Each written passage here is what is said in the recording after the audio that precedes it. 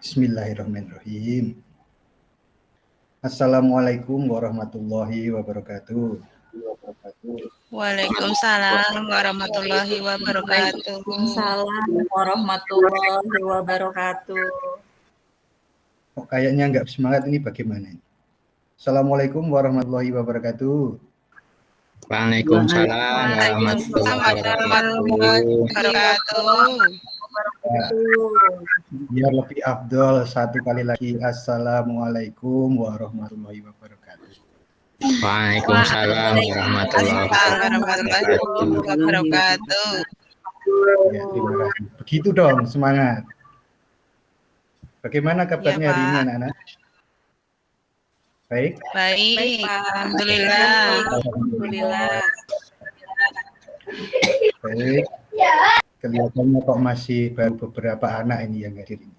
Untuk yang belum mengisi presensi, silahkan untuk mengisi di grup kelas. Nanti biar bisa Bapak cek nanti. Untuk itu, selanjutnya supaya kita lebih bersemangat gitu ya. Bapak seperti yang biasa Bapak lakukan, jika Bapak nanti mengatakan halo, maka anak-anak menjawab hai. Begitu juga sebaliknya, jika Bapak nanti mengatakan hai, anak-anak menjawab halo. Setuju ya? Halo. Hai Bapak. Hai. Halo. Halo. Ya, baik, terima kasih. Nah, gitu dong semangat. Baik, untuk pertemuan kita kali ini Bapak akan membahas adalah cara belajar yang efektif dan efisien, di mana nantinya anak-anak akan memahami apa itu pengertian dari belajar yang efektif dan efisien. Selanjutnya, meyakini faktor-faktor apa saja sih yang mempengaruhi hasil belajar anak-anak. Dan pada akhirnya nanti anak-anak bisa merumuskan cara atau strategi bagaimana belajar yang efektif dan efisien. Nah, untuk tanggung jawab kita, tanggung jawab Bapak adalah menyampaikan materi, begitu juga dengan anak-anak punya tanggung jawab. Nanti Bapak akan menayangkan PowerPoint materi, anak-anak harus mencermati dan memahami apa yang Bapak sampaikan.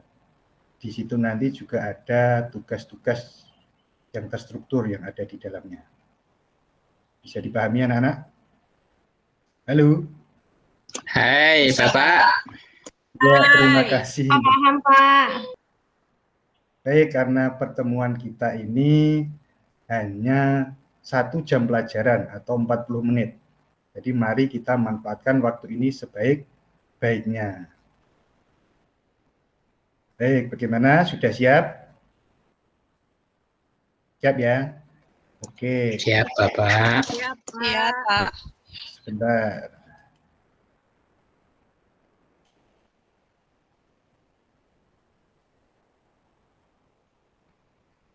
Bagaimana anak-anak? Sudah muncul?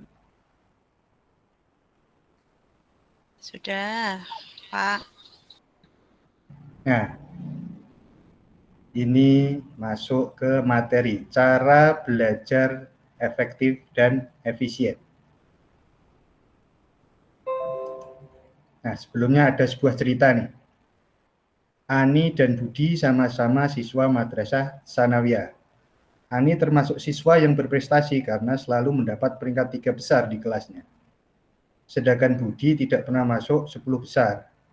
Padahal mereka sama-sama melakukan kewajiban sebagai siswa, yaitu belajar, baik di rumah maupun di sekolah. Ani belajar 3 kali sehari, yaitu sore, malam, dan pagi hari, dengan durasi waktu yang tidak terlalu lama. Tetapi Ani fokus pada saat belajar, seperti menyiapkan buku-buku pelajaran, membacanya, memahami setiap alinea, mencatat hal-hal yang penting, dan mengerjakan sebanyak-banyaknya latihan soal. Sedangkan Budi belajar hanya pada waktu malam hari. Durasinya pun sangat lama, 3 jam. Dia hanya membaca semua buku. Dan itu pun tidak fokus. Kadang sambil nonton TV, mendengarkan musik, bahkan memainkan handphone. Halo. Hai. Hai. Baik. Nah, sekarang Bapak mau tanya. Kira-kira apa pelajaran yang bisa kita petik dari cerita tersebut? Ayo, siapa yang tahu bisa angkat bicara. Coba Mas Arif. Apa yang bisa kita petik? Apa ya? Ya, Ani dan Budi meskipun peringkatnya beda tetap berteman, Pak. Kemudian belajarnya kelihatannya beda, Pak, itu. Ya, Sedikit-sedikit sama yang satu banyak. Ya, bagus. Coba yang lain, ada pendapat yang lain? Untuk Ani sama Budi itu gaya belajarnya berbeda, Pak. Betul, gaya belajarnya berbeda. Ada yang lain lagi?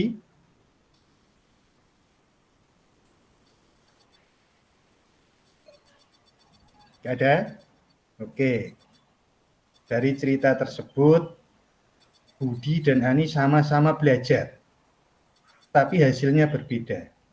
Ini dikarenakan keduanya memiliki strategi yang berbeda. Untuk itu, cara belajar atau strategi belajar itu sangat penting untuk mencapai tujuan dari belajar itu sendiri. Oke, Bapak lanjutkan.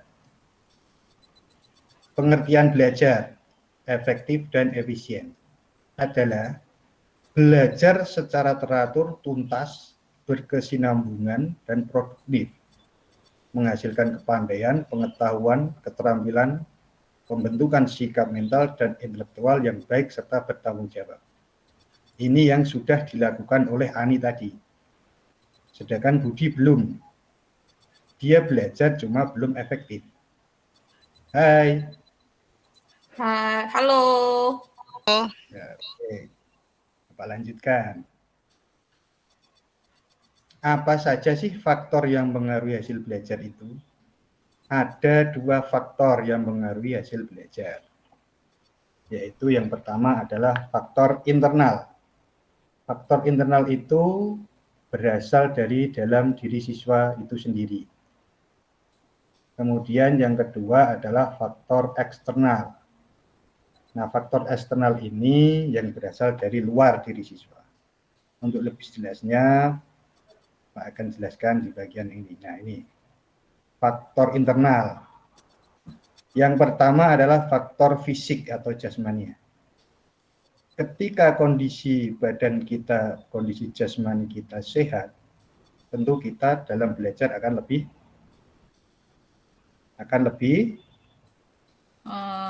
bersemangat. Ya, betul. Ya. Sebaliknya kalau kondisi badan kita sakit, kita belajar pun akan malas. Sakit, malas, mungkin seperti itu.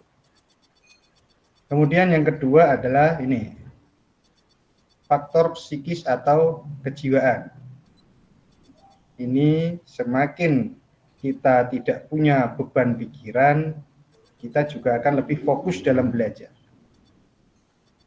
Misalkan, tuh Mbak Nurul, aduh Pak, ini saya baru bertengkar sama pacar saya. Ini kira-kira pikirannya bagaimana? Kondisi pikirannya itu bagaimana? Bisa fokus nggak kalau belajar? Enggak, Pak. Iya.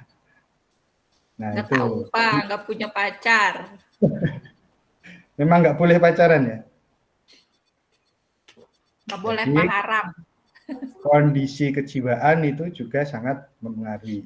Kemudian yang ketiga adalah kemauan atau niat. Jika dalam belajar tidak disertai niat, hal itu juga tidak akan berhasil. Karena niat adalah dorongan dari dalam diri. Kemudian yang keempat, kecerdasan. Faktor kecerdasan ini juga sangat penting.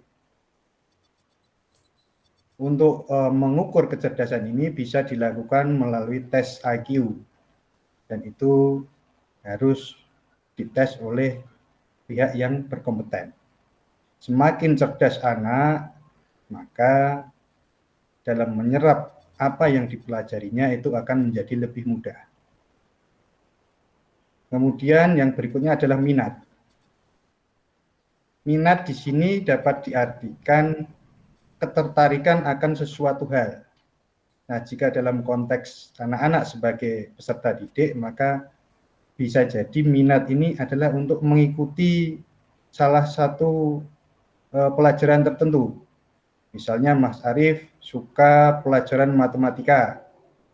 Nah, itu jika besok misalkan ada pelajaran matematika, maka dia akan lebih bersemangat dalam belajar. Untuk itu, seharusnya kita tidak hanya menyukai hanya salah satu mata pelajaran saja. Kalau bisa ya semuanya kita senangi biar kita bisa lebih berminat untuk mempelajari mata pelajaran tersebut. Saya kalau matematika suka, Pak. Suka tidur. Ya. Suka tidur. Iya, bagus. Saya juga suka, Pak. Suka pusing. Iya. Selanjutnya adalah yang terakhir tentang motivasi. Nah, motivasi ini adalah dorongan untuk mencapai sesuatu. Biasanya kalau di madrasah, di sekolah, motivasi anak-anak untuk belajar yang pertama, peringkat kelas. Betul tidak? Betul. Ya, biasanya kan itu kalau dapat peringkat 1 dapat hadiah itu peringkat 1, 2, 3. Nanti dikasih hadiah, diberi piala. Jadi itu salah satu bentuk motivasi belajar.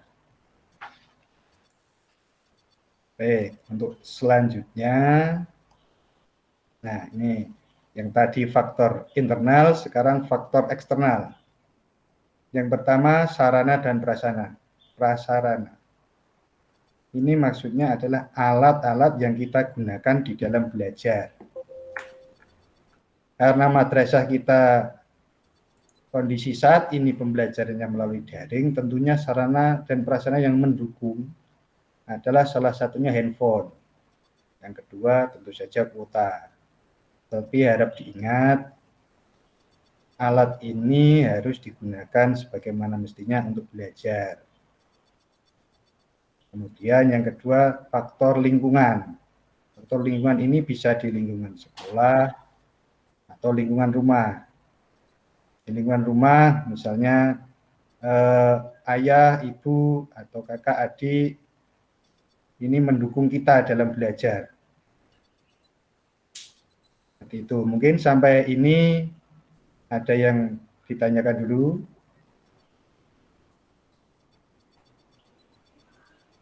Tidak ada? Baik, Bapak lanjutkan. Nah, yang selanjutnya adalah strategi atau cara belajar yang efektif dan efisien. Di sini ada 3 hal penting yang harus diperhatikan. Yang pertama adalah belajar mandiri. Ingat, belajar mandiri di sini bukan belajar sendiri, tetapi belajar mandiri adalah belajar atas inisiatif sendiri. Jadi bisa saja belajar mandiri ini 2 orang, 3 orang, 4 orang, tetapi sama-sama mempunyai inisiatif untuk belajar sendiri. Jadi bukan kok belajar sendiri itu namanya belajar mandiri, bukan. Kemudian yang kedua, media belajar. Yaitu tadi media belajar yang kita gunakan antara lain buku, kamus, ballpoint, HP itu tadi dan lain sebagainya. Halo. Hai. Hai, Bapak. Aduh, kok cuma 2 anak yang menjawab, ini bagaimana ini? Mengantuk apa bagaimana? Ngantuk, Pak, siang-siang. Saya malam belajar, Pak. Ngantuk sekarang. Baik, yang selanjutnya adalah cara belajar yang efektif dan efisien. Ini Bapak beri tugas untuk anak-anak, coba tuliskan di kertas bagaimana sih strategi atau cara belajarmu yang sudah kamu lakukan sehari-hari. Apakah nanti sudah efektif atau belum, nanti kita bahas. Mungkin ada yang ditanyakan tentang tugas ini, ataukah sudah paham? Pak, mau tanya. Ya. Kalau memunculkan belajar mandiri itu gimana ya Pak? Karena kan saya pulang sekolah tuh sering bantu orang tua jualan sampai malam. Itu gimana ya Pak? Cara ngaturnya. Makasih Pak. Oh iya.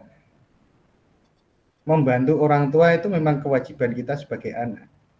Yang penting kita bisa mengatur waktu untuk belajar. Kan ya tidak mungkin seharian penuh kita membantu orang tua. Jadi kita juga harus memberi pengertian orang tua, dan orang tua pun juga harus sadar bahwa anaknya itu sekolah dan mempunyai tugas belajar. Jadi bagaimana kita mengomunikasikan dengan orang tua sehingga membantu orang tua pun bisa terlaksana dan tidak mengganggu belajar. Begitu. Baik. Sudah jelas ya tugasnya ini? Jelas, Pak. Jelas Pak. Bapak kasih waktu 5 menit. Dimulai dari sekarang.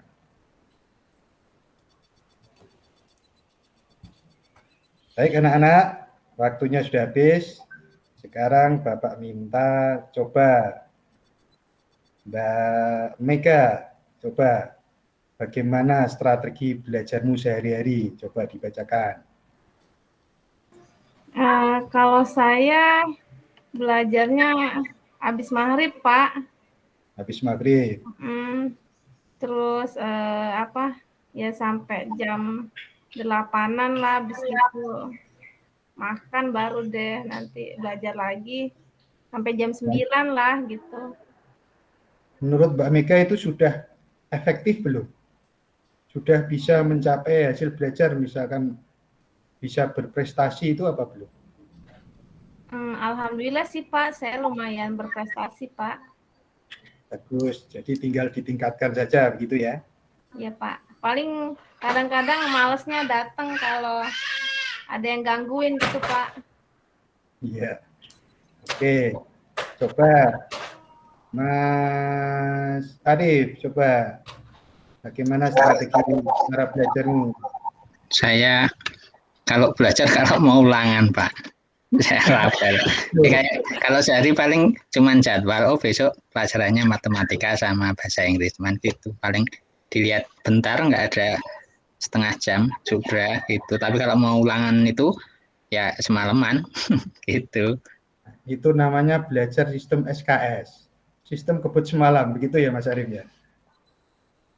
Ya kepaksa Pak. Nah, kira-kira cara belajar yang seperti itu menurut Mas Arif sudah efektif apa belum? Tidak, tapi nggak tahu kalau keseharian kok mau baca lama-lama itu gimana gitu. Oke, terima kasih. Coba satu lagi, Mas Chandra. Coba. Kalau saya juga sama dengan Arif, Pak. Saya biasanya belajar kalau hanya ujian aja. Iya. Oke, baik. Sekarang mari kita klarifikasi bagaimana sih, apa sih cara strategi belajar yang efektif dan efisien.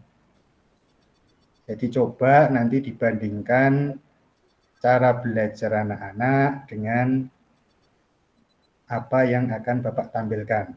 Nanti bisa direvisi atau diperbarui, kemudian bisa diterapkan di dalam belajar sehari-hari. Nih. Yang pertama, siapkan buku-buku materi pelajaran yang akan dipelajari. Kumpulkan dengan rapi di atas meja belajar. Yang kemudian, mulailah pelajari buku paket atau buku catatan dari mulai jam pertama dan seterusnya, biar urut, begitu ya. Hai. Halo. Iya, masih semangat. Oke. Halo, Pak. Selanjutnya ini, jangan terlalu lama membaca buku pelajaran. Upayakan 20 menit, istirahat sebentar, nanti diulangi lagi, begitu seterusnya. Kalau sekali membaca sampai 1 jam, mungkin itu pasti capek, jenuh. Kemudian pahami setiap alinea materi yang dipelajari. Selanjutnya, catat hal-hal yang penting. Jika belum dimengerti, bisa ditanyakan pada guru mata pelajaran atau kepada teman yang lebih mengerti. Kemudian, untuk pelajaran non-eksakta, ini contohnya seperti IPS, PPKN, dan lain-lain, cobalah sambil berbicara, layaknya Pak Guru yang di depan kelas. Bisa dicoba nanti di rumah, misalkan di depan cermin. Jadi seolah-olah mengajar, begitu ya. Kemudian untuk pelajaran yang eksakta, contohnya matematika, IPA, coba tulis rumus-rumus di kertas, kemudian tempelkan ke tempat-tempat yang sering anak-anak lalui. Jadi lewat, nanti lihat, kan itu lama-lama bisa hafal. Lanjut, kerjakan latihan soal sebanyak-banyaknya. Jika ada temuan soal yang sulit, nanti dicatat, bisa ditanyakan ke Bapak atau Ibu Guru mata pelajaran. Kemudian seringlah berdiskusi atau menanyakan soal-soal yang sulit, baik kepada teman yang lebih tahu ataupun kepada Bapak dan Ibu Guru. Yang terakhir, upayakan belajar berkelompok. Tetapi karena ini kondisinya masih pandemi, untuk belajar kelompok tetap harus mematuhi protokol kesehatan. Setuju, ya? Setuju. Gimana kalau misalnya Ya. Pak, saya tuh nggak bisa belajar berkelompok gitu, Pak. Saya harus belajarnya itu sendiri, sepi gitu, Pak. Nah, itu kan termasuk bahwa Mbak Nurul kalau belajar memang harus sendiri. Misalkan nanti belajarnya berkelompok, mungkin Mbak Nurul merasa terganggu atau merasa tidak nyaman. Ya, Jadi betul, intinya Pak. belajar itu kan yang pertama harus nyaman dulu. Jadi untuk belajar kelompok bisa Mbak Nurul hindari. Yang penting apa yang Mbak Nurul nanti pelajari itu bisa masuk ke dalam pikiran Mbak Nurul. Begitu, ya? Ya, Pak. Terus saya mau cerita sedikit nih, Pak. Jadi saya itu kalau misalnya belajar, mungkin saya kan pernah baca-baca tuh, Pak, ada tipe visual, auditori, kinestetik ya, Pak ya. Nah, saya kayaknya tuh orang visual banget gitu, Pak. Jadi saya tuh kalau misalnya belajar, itu apa yang ada di buku paket itu saya tulis ulang, Pak, ke buku catatan, pakai spidol warna-warni. Itu nanti jadi untuk saya lebih mudah mengingat gitu, Pak. Lebih mudah mengingat apa yang saya tulis di buku catatan daripada apa yang saya baca di buku paket. Itu, Pak, mungkin pengalaman saya. Nah, berarti itu tadi kan salah satu strategi atau cara belajar yang Mbak Nurul senangi. Iya, atau Mbak Pak. Nurul merasa nyaman. Jadi yaitu diteruskan, ditingkatkan supaya bisa menjadi lebih berprestasi atau apa yang menjadi tujuan belajar Mbak Nurul bisa tercapai. Begitu, ya? Ya, Pak. Terima kasih, Pak. Oke. Mana ini? Stopnya ini mana?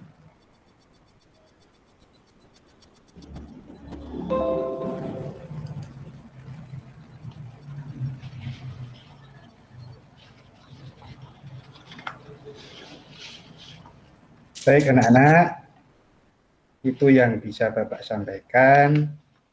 Kira-kira dari kegiatan layanan Bapak tadi, apa yang bisa kita petik. Belajar itu harus nyaman, Pak. Nyaman Ya, dulu betul. kitanya. Bapak yang lain, apalagi Belajar itu sebaiknya berkelompok, Pak. berkelompok untuk yang nyaman berkelompok. Kalau seperti Mbak Nurul, Enggak, kalau nyamannya sendiri-sendiri. Apalagi Saya Pak, Nggih. setiap orang itu punya cara belajar yang berbeda-beda. Nah, betul. Setiap orang punya cara belajar sendiri-sendiri. Nah, jadi Belajar intinya sedikit demi sedikit, tapi teratur itu lebih efektif daripada belajar banyak dalam satu waktu yang sekaligus gitu. tepat sekali. Jadi seperti sudah yang Bapak sampaikan tadi, belajar itu yang pertama harus mandiri. Ingat, mandiri itu bukan belajar sendiri, tetapi belajar atas inisiatif sendiri. Berbeda ya, bisa dipahami ya.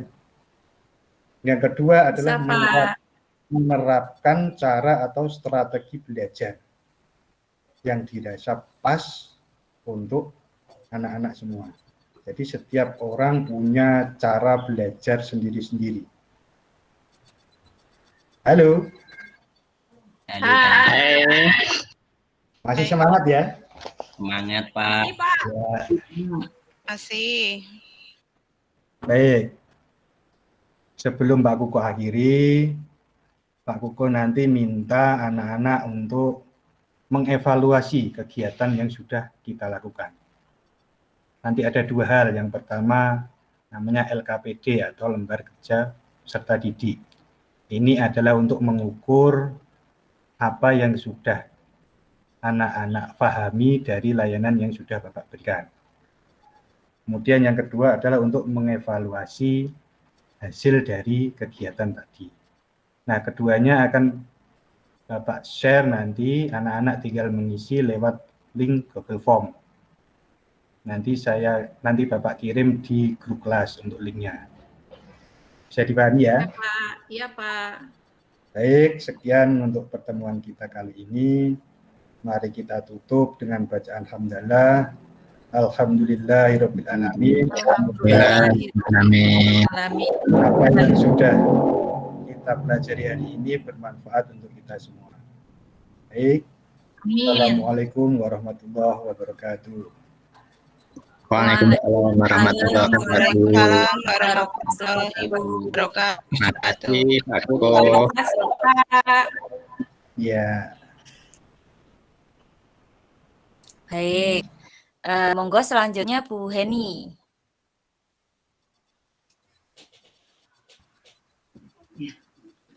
Bismillahirrahmanirrahim.